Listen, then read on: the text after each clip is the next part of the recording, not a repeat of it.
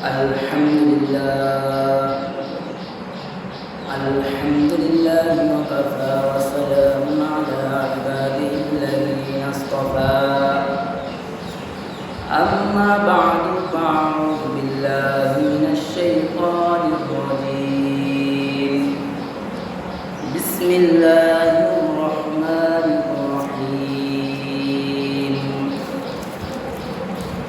والفجر وليال عشر والشفع والوتر والليل إذا يسر قال رسول الله صلى الله عليه وسلم إن العشر عشر الأضحى والإثر يوم عرفة والشفع يوم النحر أو كما قال عليه الصلاة والسلام إن الله ملائكته يصلون على النبي يا أيها الذين آمنوا صلوا عليه وسلموا تسليما اللهم صل على محمد وعلى آل محمد كما صليت على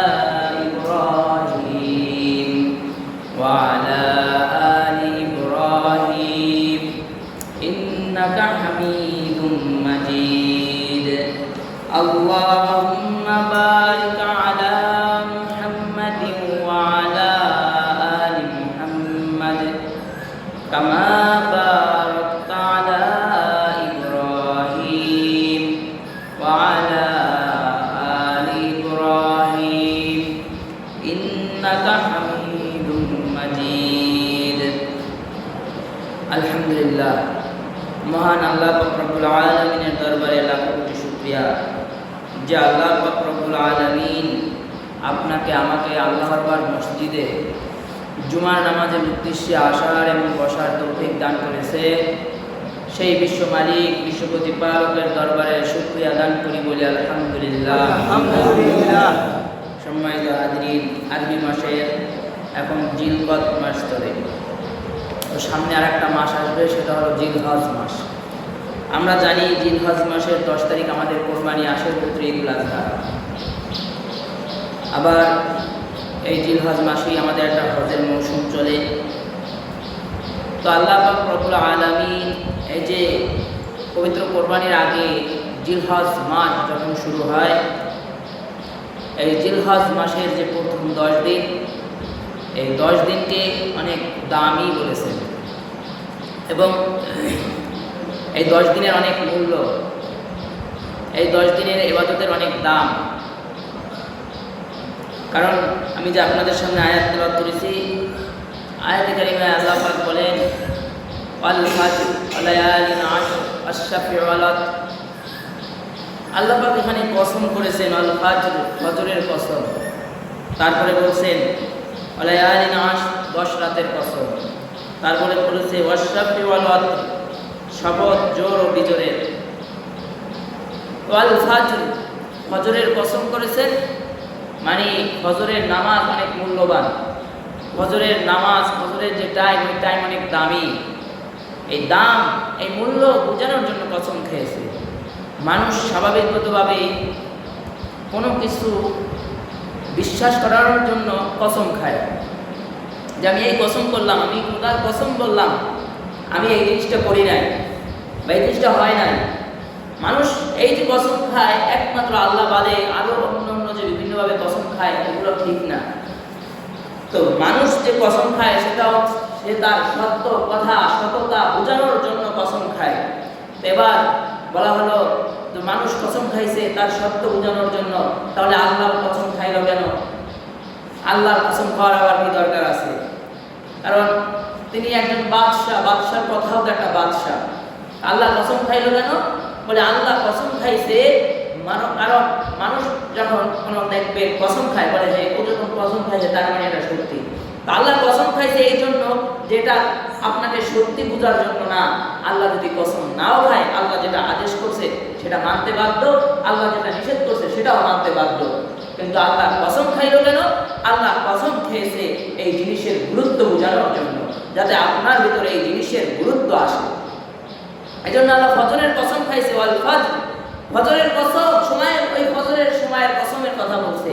অনেক দাম এই নামাজের, কিন্তু আছে মুসল্লি আছে, আসরে লোক হয়, মাগরিবে লোক হয়, কিন্তু ফজরে আসে 2 জন 3 জন 5 জন। তো তার মানে যে দামি জিনিস আমরা আমাদের দামি জিনিস হাতছাড়া করে ফেলতেছি, যেটার গুরুত্ব আল্লাহ নিজে কসম খাইয়ে বলতেছে, এটার গুরুত্ব আমাদের কাছে নাই, অথচ আল্লাহ এটা কসম খাইয়ে বলতেছে। এরপরে কসম খেয়েছে 10 রাতের কসম। বলে কোন 10 রাত? বলে মুফাসসিরিন কেরাম বলে যে এই যে জিলহজ মাসের 10 দিন আসবে, 10টা রাত আসবে কোরবানির আগে, এই 10 রাতের কসম খাইছে। তো এই 10 রাতের কসম কেন খাইছে? এই 10 রাতের গুরুত্ব বোঝানোর জন্য এই 10 রাতের কসম খাইছে। তার মানে এই 10 রাত অনেক মূল্যবান। আবার বলে জোর এবং বিজোরের কসম খাইছে। মুফাসসিরিন কেরাম বলে জোর, এই যে জোর, এটার যে কসম খাইছে, এই জোর বলতে কোরবানির 10ই জিলহজ, এটা জোর না? তো 10ই জিলহজ যেহেতু কোরবানি, এই 10ই জিলহজের কসম খাইছে। আবার পরে বিজোরের কসম খেয়েছে। বলে বিজোরের কসম কেন খাইলো? বলে বিজোরের কসম এজন্য খেয়েছে 10ই জিলহজের আগে 9ই জিলহজ, এই 9ই জিলহজ আরাফার দিন, এটাও অনেক দামি দিন, এই জন্য এই দিনও আল্লাহ কসম খাইছে। বলে এই দিন কেমন দামি, কেমন দামি? বলে এই দিনটা এমন দামি, এই 9ই জিলহজ এমন দামি, বলা হয় এই কোরবানির আগের দিন, ওই একদিন যদি কেউ রোজা রাখে, তার পিছের 1 বছরের গুনাহ মাফ করে দেওয়া হয়, সামনের 1 বছরের গুনাহ মাফ করে দেওয়া হয়। বলা হয় এই যে 2 বছরের গুনাহ, এখন যদি সামনের বছর যদি না বাঁচি, প্রশ্ন আসে যে সামনের বছর যদি না বাঁচি, বলা হয় কেউ যদি ওই রোজা রাখে আর হায়াতের জীবনে মনে করেন কোরবানির পরের দিন মারা গেছে, কিন্তু আল্লাহ পাক ওই 1 বছরের নেক আমল তাকে দিয়ে দিবে। সুবহানাল্লাহ। আবার যদি কোনো কারণে গুনাহ হয়েও যায়, বলা হয় সে তওবা করার সুযোগ পেয়ে যাবে। অনেক সময় দেখবেন গুনাহ করতে করতে দিল এমন হয়ে যায় যার তওবা করতে মনে চায় না, কারণ দিল শক্ত হয়ে গেছে, সিল লেগে গেছে ওটায়, যেটা আস্তে একটা গুনাহগার, এটা আর সম্ভব না, কারণ হিদায়াত তো আল্লাহর হাতে। তো এরকমের এই 9 জিলহজ এদিনের রাত, এদিনের কসম খাইছে আল্লাহ। আর জোর বিজোরের কসম খাইছে। জোর হলো কোরবানির দিন, বিজোর হলো আরাফার দিন, 9 জিলহজ। এই কসম খাইছে কেন? কসম খাইছে এর গুরুত্বগুলো বোঝানোর জন্য। এরপরে বলা হয় কেমন দামি এই রাতগুলা, এই দিনগুলা। কেউ যদি এই 10 দিন যে আসবে শুরু হবে, বলা হয় একটা রোজা, কেউ যদি 9 দিন কোরবানির আগের 9 দিন রোজা রাখে, টানা 9 দিন, বলে একটা রোজাই হবে 1 বছরের সমান। সুবহানাল্লাহ। তার মানে কেউ যদি 9টা রোজা রাখে তাহলে 9 বছরের সমান। তবে এটা নফল ইবাদত, আমি রাখছি, মুখে রাখে নাই, আর তুই রোজা রাখছ নাই বেটা, এইগুলা বলতে বলে নাই, কারণ নফল ইবাদত। হাসরের ময়দানে আল্লাহ বলবে না, হে বান্দা দাঁড়াও, তোমাকে জিলহজ মাসের 9 দিন সময় দিয়েছিলাম হায়াতের জীবনে, তুমি রোজা রাখো নাই, দাঁড়াও, এটা জিজ্ঞাসা করবে না। তো যেটা আল্লাহ জিজ্ঞাসা করবে না, সেটা আপনার আমার জিজ্ঞাসা করার কোনো অধিকার আছে? অবশ্যই নাই। কিন্তু আমল করলে সে কি পাবে? সেই ফল পাবে, সেই নেক আমলের সব পাবে। কিন্তু আমরা কি করি? আমি রোজা রাখছি, তুই রাখছ নাই, আবার কেউ আছে রোজা রাখে এরপরে চার দোকানের সামনে ঘুরে, আর কেউ যেন কয় এই নিয়া ভাই আমি চা খাই না, আমি রোজা রাখছি, চা খাওয়া হবে না। আপনার চার দোকানের সামনে বা যাইতে বলছে কে, আর শুনাইতে বা বলছে কে যে আপনি রোজা রাখছেন? এটা নফল ইবাদত, এটা দেখাইতে বলে নাই। গোপন ইবাদত একমাত্র আল্লাহর জন্যই হবে। প্রকাশ্য ইবাদত যেমন এই 5 ওয়াক্ত নামাজ, এটা ফরজ, এটা দেখুক না দেখুক এটা আপনার করতে হবে। আর এটা তো আল্লাহ এমনি বলে দিয়েছে জামাতের সাথে বলতে, রুকুকারীদের সাথে রুকু করো। আর যেটা নফল ইবাদত করেছে চেষ্টা করবেন এগুলো গোপন রাখা। কিন্তু আমরা কি করি? বইলা বেড়াই, আমি তাহাজ্জুদ রাখছি, আমি রোজা রাখছি। কেউ যদি রাখতে পারে তো রাখবে, তবে অহংকারের সহিত কিন্তু আমল করলে সে আমলের কোনো লাভ হয় না। দেখানোর জন্য কোনো আমল হলে সে আমলের লাভ হয় না। কারণ হাসরের ময়দানে আল্লাহ বলবে, বান্দা তোমার কি দেবে, আমি তো এই আমল করছি, আমার জান্নাত দেন। আল্লাহ বলবে তোমার আমল তুমি নিয়ে যাও, কারণ তুমি আমার ইখলাসের জন্য আমল করো নাই, তুমি আমার তাকওয়ার জন্য আমল করো নাই, তুমি আমল করছিলা তোমাকে মানুষ বলবে তুমি নফল রোজাদার, সেই জন্য তুমি 9 দিন রোজা রাখছিলা, তুমি সেই জন্য 9 দিন রোজা রাখছিলা, যাও তোমার 9 দিনের রোজা আমি ফেরত দিলাম, জাহান্নামের রাস্তা সোজা খোলা আছে, যাও। এজন্য নফল ইবাদত এই 9 দিন কেউ যদি রোজা রাখে তো প্রত্যেকটা রোজার সওয়াব হবে, 1 বছর টানা 1 বছর রোজা রাখলে যে সওয়াব হবে সেই সমপরিমাণ সওয়াব হবে একটা রোজায়, এই 9 দিনে। এরপরে কেউ যদি হাতের নখ চুল এগুলা না কাটে, যেমন আজকে জিলকদ মাসের 28 তারিখ, তার মানে আপনার 29, 30 শনি রবি সোমবার থেকে জিলহজ মাস শুরু হবে, তো সোমবার থেকে একদম কোরবানির দিন পর্যন্ত যদি কেউ নখ না কাটে, তারপরে মোষ না কাটে, তারপরে আরো যে কাটার পশমগুলো উপযোগী আছে যেগুলোকে কাটতে আদেশ করা হয়েছে, ওই পশমগুলো না কাটে, তাহলে সেও যদি গিয়া কোরবানির নামাজ আদায় করার পরে এগুলা কাটে, তাহলে সেও কোরবানি করার সওয়াব পাবে। বলা হয়, হাদিসে বলা হয় যে কেউ কোরবানি করার ইচ্ছা করলো, সেজন্য এই 10 দিনে তার নখ মোষ গোপ এগুলো না কাটে, কোরবানির পশু জবাইয়ের সাথে সাথে যেন কাটে, তাহলে সে, আর যারা কোরবানি করবে না তারাও যেন এই আমলটা করে, তাহলে তারাও কোরবানির দিন কোরবানি করার সওয়াব পাবে। হযরত ওমর রাদিয়াল্লাহু তাআলা আনহু এই 10 দিনের ভিতরে কোথাও যাচ্ছিলেন, তো পথে দেখতে পাইতেছে এক মা তার সন্তানের চুল কাটতেছে। হযরত ওমর রাদিয়াল্লাহু তাআলা বলে, এই মহিলা, তুমি যদি তোমার সন্তানের চুল এখন না কেটে কুরবানির দিন কাটতা, তাহলে তুমিও সওয়াব পাইতা, তোমার সন্তানও কুরবানির সওয়াব পাইত। তবে নাভির নিচে লোম 40 দিন সীমাবদ্ধ সময়, এরপরে যদি লোম থাকে তাহলে সেটাকে বলা হয় মাকরু। আপনি 1 বছরও কাটেন নাই, আর এখন 10 বছরের হজের কোরবানির সওয়াব হাসিল করার জন্য লোম কাটবেন না, আপনার এই সওয়াব করতে বলে নাই। যদি 40 দিন সীমাবদ্ধ হয় আর আপনি চিন্তা করবেন না এখন কাটবো না, পরে কাটবো, সওয়াব পাবো, মাকরু করে আপনার এই নফল ইবাদত করতে বলে নাই। আছে না আলিশ অবিদ্যাজিৎ লিমিটেড, এরা সময়ই পায় না পরিষ্কার হওয়ার জন্য, এরা সময় পায় না। না কেন বলছে? কেউ কেউ মুখের উপরে এসে বলে খানা খাইতে পারে না, তুলে তুলে একা তৈরি গেছে এক একটা, কিন্তু কাটার নাম নাই, আর নিচে গেলাম না। কিন্তু এই যে অপরিষ্কার জায়গা, এরপরে এই আমল করবে, এই আমল করতে বলে নাই আপনারে, কারণ এটা মাকরুহ করতেছে। এজন্য যারা এই আমল করবে তারা জিলহজ মাসে, মানে 1 তারিখে যে চাঁদ উঠবে মাসের, ওই চাঁদ ওঠার আগে, মানে মাস শুরু হওয়ার আগেই এই বগল পরিষ্কার করে রাখবে, হাতের নখ কেটে রাখবে, মোষ কেটে রাখবে, এবং বগলের তলে যে লোম থাকে ওগুলোও কেটে রাখবে, যাতে এই 10 দিনে আর কাটার প্রয়োজন না হয়। তারপরে এই আমল করতে বলছে। আর না হয় মাকরুহ হয়ে যাবে, 40 দিন ওভার হয়ে গেছে, এরপরে এই আমলের কোনো মূল্য নাই।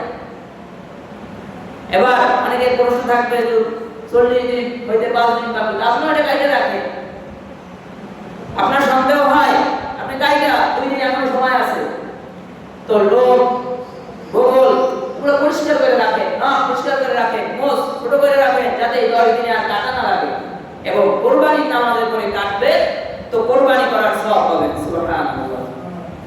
এই সম্পর্কে হাদিস আছে, বলা হয় হযরত আব্বাস রাদিয়াল্লাহু আনহু বর্ণিত, রাসূলুল্লাহ সাল্লাল্লাহু আলাইহি ওয়াসাল্লাম ইরশাদ করেন, জিলহজ মাসের প্রথম 10 দিনের নেক আমলের চেয়ে আল্লাহর নিকট অধিক প্রিয় কোনো দিনের আমল নেই। সাহাবীরা আরজ করলেন, ইয়া রাসূলুল্লাহ, আল্লাহর রাস্তায় জিহাদ কি নয়? জিহাদ কিন্তু একটা দামি ইবাদত। বলা হয় যারা জিহাদ করেছে এবং মারা গেছে বলা হয় তাদেরকে তোমরা মৃত্যু বলো না। তো সাহাবারা জিজ্ঞেস করলেন, যারা আল্লাহর রাস্তায় জিহাদ করেছে সেই যে জিহাদের যে ইবাদত, এটারও কি দাম নাই? আল্লাহ রাসূল বললেন যে যদি এরকম হয়, আল্লাহ রাসূল প্রথম সরাসরি বলছে যে না, এই 10 দিনের দাম বেশি। এরপর বলছে হ্যাঁ, যদি কেউ জান এবং মাল নিয়ে আল্লাহর রাস্তায় শহীদ হয়ে গেছে, মানে মাল তো করার সাথে সাথে মাল তো এমনি থেকে যায়, মাল নিয়ে পকেটে নিয়ে যায়, তো মাল তো এমনি বা, আর জান যে যার ইন্তেকাল হয়ে গেছে, শহীদ হয়ে গেছে, তার ব্যাপারটা আলাদা। তো এই 10 দিনের ইবাদতের এত গুরুত্ব যে আল্লাহর রাস্তায় যে মারা গেছে, বলা হয় এর থেকেও দাম বেশি হতে পারে এই 10 দিনের ইবাদতে। সুবহানাল্লাহ। অর্থাৎ এই 10 দিনের সাধারণ নফল ইবাদত অন্য সময় জিহাদের চেয়েও বেশি সওয়াব হতে পারে। এরপর অন্য হাদিসে বলে হযরত ইবনে ওমর রাদিয়াল্লাহু তাআলা আনহু নবী করিম সাল্লাল্লাহু আলাইহি ওয়াসাল্লাম ইরশাদ করেছেন, আল্লাহর নিকট জিলহজ মাসের প্রথম 10 দিনের চেয়ে মহান এবং নেক আমলের জন্য অধিক প্রিয় আর কোনো দিন নেই। সুতরাং তোমরা এই দিনগুলোতে বেশি বেশি জিকির করো, লা ইলাহা ইল্লাল্লাহ, আল্লাহু আকবার। অথবা বলা হয় আল্লাহু আকবার তাকবীর যে পাঠ করতে বলা হয়, হয়তো এটাও বলা হতে পারে যে আমরা তাকবীরে তাশরিফ পাঠ করি, আল্লাহু আকবার, লা ইলাহা ইল্লাল্লাহ, আল্লাহু আকবার, আলিল্লাহিল হামদ। বলা হয় এটাও বেশি বেশি পাঠ করতে বলা হতে পারে। বা সোজা কথা, এই 10 দিনে যে ইবাদতগুলো করবে এগুলোরই অনেক মূল্য, অনেক দাম। এরপর অন্য হাদিসে বলে আবু হুরায়রা রাদিয়াল্লাহু তাআলা থেকে বর্ণিত, বলা হয় ক্বালা মা মিন আইয়ামিন আহাব্বু ইলাল্লাহ আই ইউতাআব্বাদা লাহু ফিহা মিন আশরি যিল হজ্জ ইয়াদিলু সিয়ামু কুল্লা ইয়াওম মিনহা বিসিয়ামি সানাতা ওয়া কিয়ামু কুল্লা লাইলা মিনহা বিকিয়ামি লাইলাতিল কদর। আবু হুরায়রা রাদিয়াল্লাহু তাআলা বলেন, রাসূলুল্লাহ সাল্লাল্লাহু আলাইহি ওয়াসাল্লাম ইরশাদ করেছেন, জিলহজ মাসের প্রথম 10 দিনের ইবাদত আল্লাহর নিকট অন্য যে কোনো সময়ের ইবাদতের চেয়ে অধিক প্রিয়। এর প্রতিটি দিনের রোজা এক এক বছরের রোজার সমান সওয়াব রাখে এবং প্রতিটি রাতের ইবাদত তাহাজ্জুদ লাইলাতুল কদরের ইবাদতের সমান সওয়াব রাখে। সুবহানাল্লাহ। মাত্র 10 দিন কঠোর পরিশ্রম করলে বছরের বড় একটি সওয়াব হাসিল করা সম্ভব হয়। এই হাদিসে যেটা বলা হয়েছে, লাইলাতুল কদরের মূল্য আমরা অনেকেই জানি যে এক রাত্রে ইবাদত করলে 83 বছর ইবাদত করার সওয়াব পায়, 1000 মাস অধিক সওয়াব থাকে। আল্লাহ কিন্তু এখানে বলে নাই যে 1000 মাসের সওয়াব দেওয়া হবে লাইলাতুল কদরের ইবাদতের ব্যাপারে। অর্থাৎ এখানে কেউ যদি এই 10 দিন ইবাদত করে জিলহজ মাসের 1 তারিখ থেকে 10 তারিখ পর্যন্ত, তো বলা হয় প্রতিটা রাত্রি যেন সে সব ইবাদত পালন করতেছে। সুবহানাল্লাহ।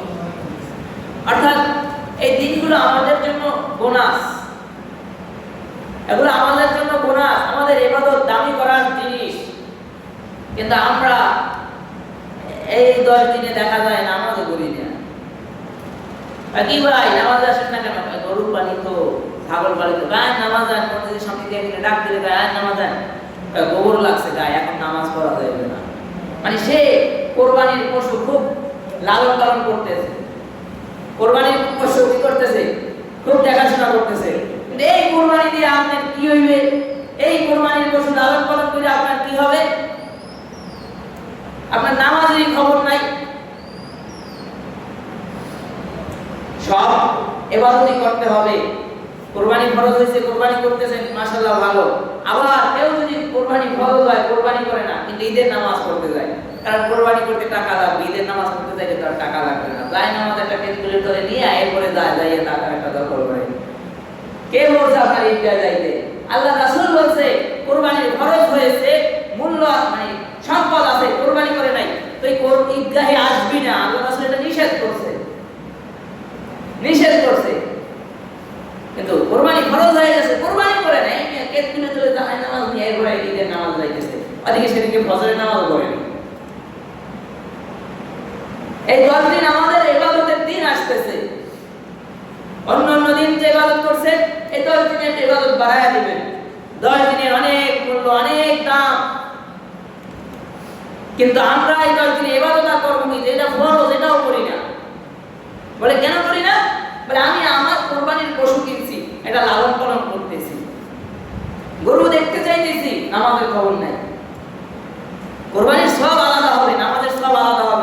কিন্তু কোরবানির পশু দেখাশোনা করবেন সেটা ঠিক আছে, সেই জন্য যে নামাজ নষ্ট হয়ে যাবে, তাহলে এই যে দেখাশোনা করে যে সওয়াব, এটা তো আবার মাঝখানের সওয়াব, কারণ একটা বোবা প্রাণীর খেদমত করতেছেন, কিন্তু এই সওয়াব তো কাজে আসবে না, কারণ আপনি ফরজ ইবাদত গাড়ি দিয়া ফরজ ইবাদত না কইরা এরপরে আপনি পশুর খেদমত করতে গেছেন।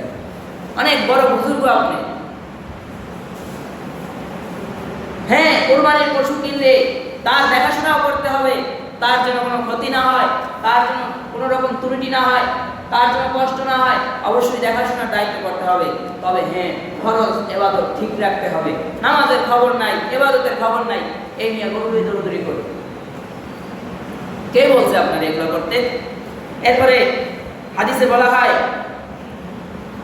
হযরত আবু কাতাদা রাদিয়াল্লাহু তাআলা থেকে বর্ণিত, রাসূলুল্লাহ সাল্লাল্লাহু আলাইহি ওয়াসাল্লাম বলেন, আরাফার দিনের রোজা সম্পর্কে জিজ্ঞাসা করা হলে তিনি বলেন, আমি আল্লাহর কাছে আশা রাখি যে এটি আরাফার দিনের রোজা বান্দার বিগত 1 বছরের গুনাহ এবং আগামী 1 বছরের গুনাহ মুছে দেওয়া হয়। মাত্র একটি রোজার মাধ্যমে 2 বছরের গুনাহ মাফের এমন অফার বছরের অন্য কোনো দিন পাওয়া যায় না। আবার আরাফার দিনের রোজা বলা হয় যারা এমনি স্বাভাবিকভাবে মুসলমান, মানে যারা হজে যায় নাই, এরা রাখবে। আর এরা রাখবে বলতে রাখতে ফরজ না, এটা নফল রোজা, মানে রাখলে সওয়াব আছে, না রাখলে কি নাই, গুনাহ নাই, মানে এদের জন্য রাখার ফজিলত আছে। আর সাহাবায়ে কিরাম বা আল্লাহর রাসূল বলে যে যারা হাজী থাকে এদেরকে আমি রোজা রাখতেও বলি না, আবার রাখতে নিষেধও করি না, কারণ তারা হাজী, তারা এখন ওইখানে কষ্ট পরিশ্রম করতেছে, তার শরীরের উপরে সে নির্ভর করবে, সে রোজা রেখে সে এখানে হজ পালনে মানে স্বাভাবিকভাবে সুস্থ থাকবে কিনা। এখন শরীরের গঠন ভালো না, অসুস্থ শরীর নিয়ে রোজাও রাখবে, কষ্ট করবে, পারবে না, হয়তো ত্রুটি হবে, তাহলে সে যেন রোজা না রাখে। আর কি আল্লাহ রাসূল বলে আমি হাজী যারা থাকবে এদেরকে আমি রোজা রাখতেও বলি না, আবার রাখতে নিষেধও করি না। তবে অন্য যারা হজ করে না এদেরকে রোজা রাখতে বলছে। তবে হ্যাঁ, এটা নফল ইবাদত, এটা রাইখা বাড়াবাড়ি করা যাবে না যে আমি রোজা রাখছি, তুমি রোজা রাখো নাই, তুমি রোজা রাখো নাই তার মানে তুমি গেছো, আমি তোমার সাথে অনেক বছর উঠে গেছি, এরকমের কি করা যাবে না। অর্থাৎ আপনি নফল ইবাদত করেছেন, মূল কথা হলো এই নফল ইবাদতটা আপনার গ্রহণ থাকবে, কারণ একমাত্র মুসলমান আর মুমিন বান্দারা আমল করবে একমাত্র আল্লাহর জন্য, কোনো মানুষকে দেখানোর জন্য নয়। এখন তো সেই এই কথা বলি না আমরা, এটা দিয়ে এখন অনেক মুসলমান বলে নামাজ পড়লে আর কি হইবে, 2 রাকাত নামাজ আল্লাহর জন্য পড়লেই তো হয়ে যাবে। আমি কিন্তু আগেই বলছি যেটা ফরজ ওটা ফরজ, ওটা মানুষ দেখানোর জন্য না, ওটা আপনার আসতেই হবে। কারণ বলা হয় যে যারা ফজরের নামাজে আসবে বা 5 ওয়াক্ত যারা মসজিদে আসে এদের ব্যাপারে তোমরা সাক্ষী দাও যে নামাজই ছিল। অর্থাৎ আপনি গোপন ইবাদত গোপনে করবেন, ঠিক আছে, কিন্তু প্রকাশ্যে যে ইবাদতগুলো আছে এটা দ্বারা এই ইবাদতগুলো কইরাও আপনার মানুষকে সাক্ষী রাখতে হবে, মানুষ যেন বলে হ্যাঁ একে নামাজে দেখছি, এ নামাজে ছিল মসজিদে, এ আমার পাশে দাঁড়ায় নামাজ পড়ছে। কিন্তু আমরা তো ইবাদত করি না, বরং গুনাহ কইরা আমরা প্রকাশ করি। আজকে ওই জায়গায় একটারে মারছি, আজকে ওই জায়গার একটা ডাব গাছের ডাব খাইছি, মানে এগুলা গুনাহ তো করে কিন্তু গুনাহ কইরা এগুলা সাক্ষী বানায়। দেখবেন গুনাহ করে কি করে, এগুলা সাক্ষী বানায়, কারণ উনি চুরি করে খাইছে, দেখছে কেউ দেখে নাই, কিন্তু নিজেকে বড় প্রকাশ করার জন্য বলে আজ অমুক বাড়ির ডাব চুরি করে খাইছে, যেখানে একটা কুত্তাও ঢুকতে পারে না, আমি সেখান থেকে খাইছি। অর্থাৎ যে মালিক সে না জানুক আর না জানুক আল্লাহ দেখছে। এরপরে আল্লাহ যদি এর কোনো কারণে মাফ করে দেয় হাসরের ময়দানে যে বান্দা তুমি জান্নাতে যাও, তখন ওই যে যেটার কাছে বড় হওয়ার জন্য বলছিল অমুক বাড়ির ডাব চুরি করে খাইছে, যে বাড়ি কুত্তা ঢুকতে না, এই মিয়া বলবে আল্লাহ ওরে জান্নাত দিয়েছেন, ও তো চুরি করে খাইছিল, আপনার জান্নাতে যাওয়া বাধা হয়ে যাবে। অর্থাৎ গুনাহ হয়ে গেছে, এটা প্রকাশ করা যাবে না। গুনাহ হয়ে গেলে সেটা কি প্রকাশ করা যাবে না, আল্লাহর কাছে মাফ চাইতে হবে। কিন্তু ইবাদত কইরা আবার মুখ ভুলানো যাবে না যে আমি 5 ওয়াক্ত নামাজ পড়ি, তুমি কি করো মিয়া, আমি কোরআন তেলাওয়াত করি, তুমি কি করো মিয়া, আমি এই জিলহজ মাসের 1 তারিখ থেকে 10 তারিখ পর্যন্ত রোজা রাখছি, তুমি কি করছো মিয়া, এগুলো বলা যাবে না, তাহলে ইবাদত কোনো উপকারে আসবে না। এই হলো 10 দিনের ফজিলত। অর্থাৎ এই 10 দিনে রোজা রাখলে অনেক সওয়াব আছে। এই 10 দিন ইবাদত করলে এক একটা রোজা, কিন্তু আমি বলছি যে এক একটা রোজার সওয়াব হবে 1 বছর রোজা রাখার সমান। অর্থাৎ এই 9 দিন যদি রোজা রাখে, জিলহজ মাসের 1 তারিখ থেকে 9 তারিখ পর্যন্ত যদি রোজা রাখে, তাহলে সে যেন 9 বছর রোজা রাখলো। আর যদি আরাফার দিন রোজা রাখে তাহলে সে 1 বছরের পিছের 1 বছরের গুনাহ মাফ হবে, সামনের 1 বছরের গুনাহ আল্লাহ মাফ করবে। যদি গুনাহ হয়ে যায় তাকে তওবা করার সুযোগ দিবে, আর যদি মারা যায় 1 বছরের সওয়াব তাকে দিয়ে দিবে। এরপরে কোরবানি, আমরা জানি কোরবানি আসছে। এই যে কোরবানি আসছে কোথা থেকে? শুধু কি আমাদের উপরে আসছে? পৃথিবীর শুরু থেকেই এই কোরবানি আসতেছে। বলা হয় বাবা আদম আলাইহিস সালাম প্রথম তো জান্নাতে ছিলেন, ইতিহাস আমরা জানি। এরপরে একটা ফল খাইছে, মানে আল্লাহর আদেশ অমান্য করছে, আর তারপরে দুনিয়ায় আসছে। দুনিয়ায় আসার পরে তো আদম আলাইহিস সালাম আর হাওয়া আলাইহিস সালামের যে সন্তান হতো, মানে হাওয়া আলাইহিস সালাম যে সন্তান জন্ম দিত, তখন সন্তান হতো জোড়া জোড়া, একটা ছেলে একটা মেয়ে একসাথে জন্মগ্রহণ করত। তো বিধান ছিল যে যেই ছেলে আর মেয়ে একসাথে জন্মগ্রহণ করবে, এই ছেলে এই মেয়েকে বিবাহ করতে পারবে না। অন্য জন্মের অন্য মানে আবার পরে মনে করেন 1 বছর পরে 10 মাস পরে যে ছেলে আর মেয়ে জন্মগ্রহণ করছে, ওই মেয়ে এই ছেলে বিবাহ করতে পারবে, আর এই জোড়ার মেয়ে ওই জোড়ার ছেলেকে বিবাহ করতে পারবে, এই বিধান। তো এই বিধান মতে হাবিল এবং কাবিল এরাও, হাবিলের সাথেও একটা বোন জন্মগ্রহণ করেছে। তো হাবিলের সাথে যে বোনটা জন্মগ্রহণ করেছে, এই বোনটা একটু কালো ছিল মেয়েটা, আর কাবিলের সাথে যে জোড়ায় যে মেয়েটা জন্মগ্রহণ করেছে, সেই মেয়েটা একটু সুন্দর ছিল। আমরা তো এখন বেশিরভাগই চামড়া সুন্দর দেখে বিবাহ করি। হ্যাঁ, সৌন্দর্য দেখতে বলছে, আল্লাহ রাসূল বলছে সৌন্দর্য দেখো, কিন্তু আমরা সৌন্দর্য দেখতে গিয়া এই মেয়ে নামাজি কিনা, এই মেয়ে নেককার কিনা, এই মেয়ে পর্দাশীল কিনা, এটা আমরা দেখি না। অর্থাৎ এই যে কাবিলের সাথে মেয়ে সুন্দর, মানে কাবিলের জোড়ার বোন সুন্দর, আর হাবিলের জোড়ার বোন হলো কালো। কিন্তু বিধান মতে কাবিলের জোড়ার যে বোন, সেই মেয়েকে বিবাহ করবে হাবিল, আর হাবিলের যে জোড়ার বোন, এই মেয়েকে বিবাহ করবে কাবিল। কিন্তু কাবিল এটা মানতে নারাজ, যে এটা হবে না, আমার সাথে জোড়ায় সুন্দরী মেয়েটা আমার ভাই হাবিল বিবাহ করবে, আর তার জোড়ার কালো মেয়ে আমি বিবাহ করবো, এটা হইতে পারে না। সে মানতে নারাজ হলে, সে আপত্তি জানালে বলে বাবা এটা হবে না, আমি আমার জোড়ারটাই বিয়ে করবো, এটার আমি আশ্রা করবো না। এখন আদম আলাইহিস সালামের কাছে ওহী আসলো যে তারা কোরবানি করবে। তো বলে ঠিক আছে, কোরবানি হয়ে যাক। এখন হাবিল উনি রাখাল ছিল, পশু লালন পালন করত। বলা হয় ওনার যে পশু ছিল তার থেকে নাদোষ নুদোষ ভালো একটা পশু এইটা কোরবানি দিয়েছে। কোরবানি দিয়া আগের সময়, এখন তো আমরা কোরবানি দিয়ে গোস্ত খাইতে পারি, ওই সময় গোস্ত খাইতে পারতো না। কোরবানি দিয়া পাহাড়ের চূড়ায় রাখতে হইতো, আর আকাশ থেকে আগুন এসে ওটা জ্বালাই দিত। যারটা জ্বালাই দিতে এর কোরবানি কবুল হয়েছে, আর যারটা জ্বালাইবে না ওরকম পড়ে থাকবে, এর কোরবানি কবুল হয় নাই। এটা তখন চোখের সামনে প্রমাণ পাওয়া যেত।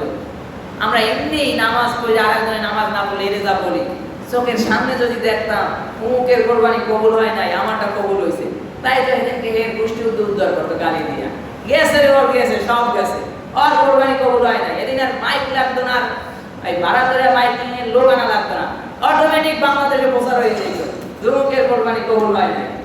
তো এই জামানা এখন নাই। অর্থাৎ হাবিল কোরবানি দিল তার সুন্দর পশুর ভিতর থেকে যত সবচেয়ে যেটা ভালো, ওই উত্তম পশুটা সে কোরবানি করে পাহাড়ে রেখে আসছে। আর কাবিল ছিল কি বলে সবজি বিক্রেতা, কৃষক ছিল। তো সবজি বিক্রেতা তো ছিল, সে তার যত পচা বাসি হয়ে গেছে এই সবজিগুলা নিয়ে কোরবানির জন্য রেখে আসছে। সেও দিয়েছে অনেকগুলা, কিন্তু সে দিছে কি যেগুলা নষ্ট হয়ে গেছে ওইগুলা রেখে আসছে। পক্ষান্তরে কিছুক্ষণ পরে আকাশ থেকে একটা আগুন আসলো, আগুন আইসা হাবিলের যে পশু ওটা ভস্ম করে দিল, কিন্তু কাবিলের যেগুলা রেখে আসছে ওগুলো রুমি পইরে আছে। এখন তার মানে বলা হয়েছে যার কোরবানি কবুল হবে সে সুন্দরী মেয়েকে বিবাহ করবে, আর যারটা কবুল হবে না সে কালোটাকে বিয়ে করবে। এবারও কাবিল মানতে নারাজ। কাবিল বলতেছে হাবিল আমি তোমাকে হত্যা করবো প্রয়োজনে। হাবিল বলে তুমি আমাকে হত্যা করতে পারো, তুমি যখন আমাকে হত্যা করার জন্য আমার দিকে আগাবা আমি তোমাকে নিষেধ করব না। আমি কারণ মুমিন সবসময় ধৈর্য ধারণ করে, তুমি আমাকে হত্যা করার পরেও আমি তোমাকে একটা আঘাত করব না।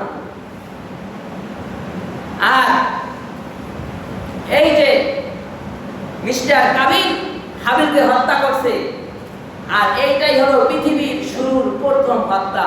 বলা হয় কিয়ামত পর্যন্ত যতগুলা খুন খারাপি হবে, একজন আরেকজনকে মারবে, প্রত্যেকটা সওয়াবে সদকায়ে জারিয়া মিস্টার কাবিলের আমল নেওয়া যাবে। সওয়াব হয় না, গুনাহ হয়? গুনাহ হয়। আবার এই যে কাবিল, যেমন আপনি কারণ এই যে কাবিলের কাজ মাধ্যমে আপনি শিক্ষা পাইছেন, হত্যা করছেন, এইটা যেমন কাবিল পাইবে না, আপনার মাধ্যমেও যদি কেউ কোনো গুনাহের কাজ শিক্ষা পায়, আপনার জিন্দেগিতে আপনি মারা যাওয়ার পরেও ওই গুনাহগুলো আপনার আমলনামায় যেতে থাকবে। কারণ এই অসৎ আচরণটা আপনার কাছ থেকে শিখছে। আপনি কাউকে শিখাইছেন বলো আল্লাহ আল্লাহ, আর আপনি মারা গেছেন, এই বান্দা যতদিন আল্লাহ বলবে ওই সওয়াব আপনি কবরে পাইতে থাকবেন। অর্থাৎ হাবিল কিন্তু ধৈর্য ধারণ করেছিলেন এবং কাবিল হত্যা করেছে, হাবিল কি হয়েছে? শহীদ হয়েছে। তো এই কুরবানির দ্বারা আমাদের যে কুরবানি করি, এটার কুরবানি দ্বারা আমাদের কুরবানি না। আমাদের কুরবানি আল্লাহ রাসূলকে জিজ্ঞাসা করে, আমরা আদম আলাইহিস সালাম আমাদের আদি পিতা, তা আমরা কার কুরবানি করি? কার অনুসরণে আমরা কুরবানি করি? আদম আলাইহিস সালামের অনুসরণে না, এর অনুসরণে নয়। বলা হয় হযরত ইব্রাহিম আলাইহিস সালাম, আমাদের জাতির পিতার নাম কি? জবান খুলে বলেন তো। ইব্রাহিম আলাইহিস সালাম। আমাদের জাতির পিতার নাম কি বলেন? ইব্রাহিম আলাইহিস সালাম। এখন যদি কেউ অন্য কাউকে জাতির পিতা বানায়, সে কি জাতির পিতা হবে? ছিল না, থাকবেও না, হবেও না। একমাত্র জাতির পিতা হবে হযরত ইব্রাহিম আলাইহিস সালাম। এরপরে কাউকে কোন জাতির পিতা বানানোর ক্ষমতা কারো নাই। যদি কেউ অন্য কাউকে জাতির পিতা বানানোর চেষ্টা করে, বানায়, সে স্বয়ং কোরআনে হাত দিতেছে, সে স্বয়ং আল্লাহর আদেশে নির্দেশে হাত দিতেছে। জাতির পিতা একজন হবে, সেটাই হলো হযরত ইব্রাহিম আলাইহিস সালামের, আর এটাই হলো আল্লাহর সিদ্ধান্ত। ইব্রাহিম আলাইহিস সালাম জাতির পিতা। আর যারা পয়গম্বররা আসছে, এরা তো অনেক পরীক্ষা দিয়া তারপরে আসছে। ইব্রাহিম আলাইহিস সালাম পরীক্ষা দিয়েছে, জন্ম হয়েছে, জন্মের আগেই নিষিদ্ধ জারি হয়েছিল, কারণ স্বপ্নে দেখছিল নমরুদ যে এও একজন আসতে আছে, আমারে ধ্বংস করে দিবে। এজন্য এমন একটা কাজ করছে যে স্বামী স্ত্রীর সাথে ঘুমাইতে পারবে না। কিন্তু আল্লাহ যাকে পাঠাবে, যতই নিয়ন্ত্রণ করুক, তাকে আটকানো সম্ভব না। তার কাছের লোক আসবার পরে আমার আজকে যাইতেই হবে। এরপরে যাই হোক, লম্বা ইতিহাস। ইব্রাহিম আলাইহিস সালাম আসছে দুনিয়ায়, আর ইব্রাহিম আলাইহিস সালাম আসার পরে ছোটবেলা থেকেই তাকে আল্লাহ মুজিজা দিয়ে দিয়েছে, যে আঙ্গুলের ভিতর থেকে দুধ মধু খাইছে। এরপরে যখন মূর্তি ভাঙলো, নমরুদ তাকে আগুনের মধ্যে ফেললো। আগুনের মধ্যে ফেলানোর পরেও আল্লাহর বান্দা পয়গম্বর ইব্রাহিম আলাইহিস সালাম এই শব্দটাও বলে নাই। সুবহানাল্লাহ। আমার কষ্ট হইতেছে, বলে নাই, প্রস্তুত ছিল আগুনে ঝাঁপ দেওয়ার জন্য। ইব্রাহিম আলাইহিস সালাম পরীক্ষার ভিতরে আরেকটা পরীক্ষা ছিল, যে তার কাছে ওহী আসছে, আপনি আপনার সন্তান এবং বিবিকে মরুভূমিতে রেখে আসেন, অর্থাৎ মক্কা নগরীতে রেখে আসেন। আল্লাহর বান্দা, কোনো প্রশ্ন নয়, কিছু নয়, সুন্দর মতো রেখে আসছে। আবার যখন বাচ্চার বয়স 13 বছর বয়স হয়েছে, বাচ্চা পাইছে কয় বছর বয়সে? 86 বছর বয়সে। 85 বছরে তার সন্তান হয় নাই। আল্লাহ সন্তান দেন, আল্লাহ সন্তান দেন, বারবার চাইছে। আমরা তো সন্তান চাই মাজারে গিয়া, মানত করি, অমুক জায়গায় মানত করি, এই করি ওই করি, এরপরে সন্তান চাই। একমাত্র সন্তান দেওয়ার মালিক হলো আল্লাহ। সন্তান দেওয়ার মালিক কোনো মাজার না, কোনো বাবাও না, কোনো কেউ না। সন্তান দেওয়ার মালিক হচ্ছে একমাত্র আল্লাহ। যদি আল্লাহ কাউকে সন্তান না দেয়, নিঃসন্তান রাখে, মাজার আর বাবা যদি বাইটাও খাওয়ায়, এর সন্তান হবে না। আর আল্লাহ যাকে দিবে তার এমনিতেই হয়ে যাবে। যতই আটকানোর চেষ্টা করুক, তার পক্ষে আটকানো সম্ভব না। যাই হোক, এই আলোচনাগুলা আল্লাহ তৌফিক দিলে সামনের শব্দে আলোচনা করবো। যেগুলো আলোচনা হয়েছে আল্লাহ তাআলা আমল করার তৌফিক দান করুক, এবং জিলহজ মাসের 9 দিন আমাদেরকে আল্লাহ তাআলা বেশি বেশি ইবাদত করার তৌফিক দান করুক। বলুন আমিন। আখির দাওয়ানা আলহামদুলিল্লাহি রাব্বিল আলামিন।